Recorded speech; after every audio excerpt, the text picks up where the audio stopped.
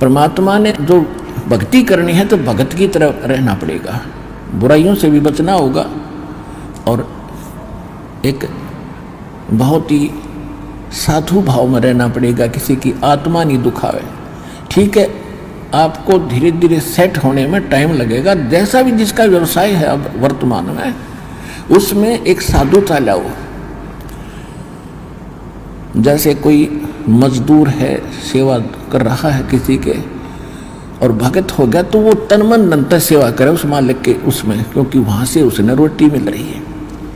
और फिर परमात्मा ऐसी प्रेरणा करेगा उस मालिक के अंदर, देख भगत आदमी होते ऐसा हो भाई, कोई चीज़ पड़ी रहो घर में उसके लिए मिट्टी समझे, चाहे पैसा हो चाहे सोना हो कुछ भी हो, अपनी मिली हुई 2 रोटी यानी 2 जो दिहाड़ी मिलती है उसमें संतोष सब्र करके देखा कितनी इज्जत बनेगी उसकी और कितनी विनम्रता और उसके प्रति सद्भावना और उसका आदर बनेगा उस मालिक के हृदय में। इसी प्रकार अगर आप मालिक हैं, भगत हैं, आपके यहाँ कोई सेवादार सेवा करता है, उनको अपने बच्चों की तरह समझाए, उनको भगवान के बच्चे समझाए। वो बालक सेवा कर रहे हैं, भगवान के बच्चे हैं, उनको प्यार दे और उनके साथ कोई ऐसा गलत बर्ताव नहीं करे। और फिर कुछ दिनों में उनके दिल में ऐसी भावना होगी, परमात्मा दोनों तरफ रोल करता है, जब हम मालिक के अनुसार चलेंगे फिर उन बच्चों में भी, उन सेवादारों में भी ऐसी भावना भर देगा भी हमारे जैसा नालायक नहीं, इसे ऐसे भले आदमी के घर में राम 19 21 कराएंगे, सेवा में मजदूरी में 21 काम कराया करेंगे वह। तो इस तरह कितना अच्छा माहौल बनेगा। और हम जैसे मालिक तो समझता है कि न पैसे दो 100 रुपये और काम खींचूँ 1000 का, और मजदूर क्या समझते हैं, रुपये लेवा 500 और काम करा 100 रुपया का। दोनों की नीयत खराब और दोनों दुखी, कर्म भी बिगड़े, टेंशन बनी रहे। तो इस प्रकार हमने अपने इस अंतःकरण के अंदर एक साधु भाव लाना पड़ेगा और तब हम देखना आपका वातावरण कैसे बदलने लगेगा, कैसे बदलने लगेगा, पूछो मत।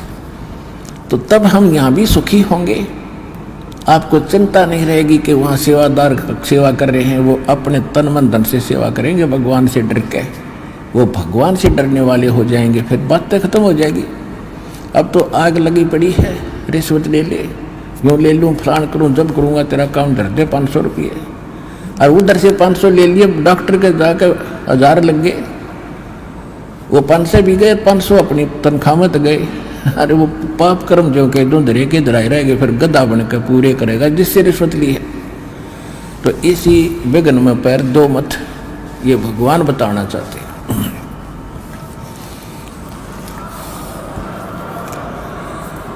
और जब आपको ये ज्ञान होगा ना, जहर दिखाई देगा आपको, और जब आप नेक नीति से चलोगे तो पूछो मत।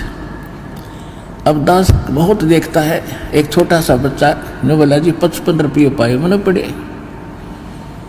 वो घर पे ले आया, घर वाले बोले ना बेटा हमने नीचे धर दे, अपना दान पात्र में डाल दिए, इस वजह हम नहीं खाएंगे। अब देख जिसके गिरे थे उसको पुण्य हुआ, यहाँ पर भंडारे में लग गए, और वैसे उस पर चवन्नी खर्च हो रही थी कि उसने विधि का पता नहीं, और वैसे कोई और मिल जाता उसने जाते कह गुट्टी लाओ उसके 55 रुपया की, या कितने मांस मिट्टी खाओ उसको और पाप लगाओ। तो इस प्रकार हमारी नीत साबित होगी, भगवान खुश होगा, और जब भगवान खुश होगा तो फिर कमी नहीं रहेगी। हमने परमात्मा को प्रसन्न करना है, और परमात्मा प्रसन्न होगा तो फिर कमी किस चीज की,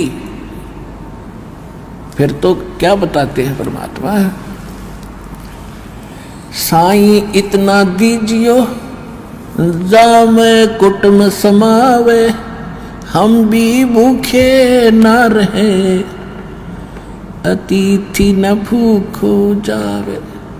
इससे अधिक मांगना इस काल की जेल में हमारी महामूर्खता है कि इतना ही मांग लो बस तुम, इसमें सब कुछ मिलेगा, क्योंकि ये कलयुग है।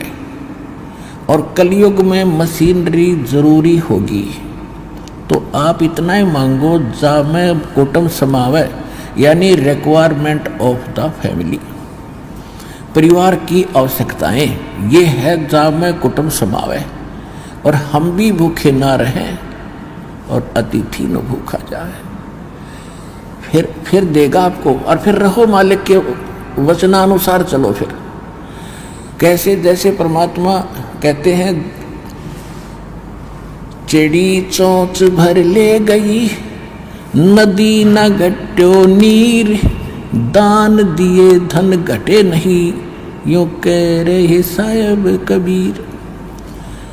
परमात्मा अपना साइन कर रहे हैं इस वाणी को बोल करके, कह रहे साहिब कबीर कि दान करने से धन नहीं घटेगा, ये नियम है ईश्वर का, परमेश्वर का।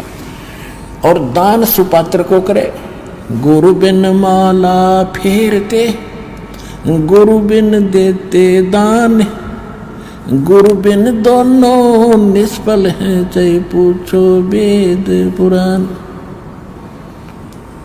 देते को हर देत है, जहां तहां से आण, अण देवा मांगत फिरो, फिर साहिब सुने ना कान।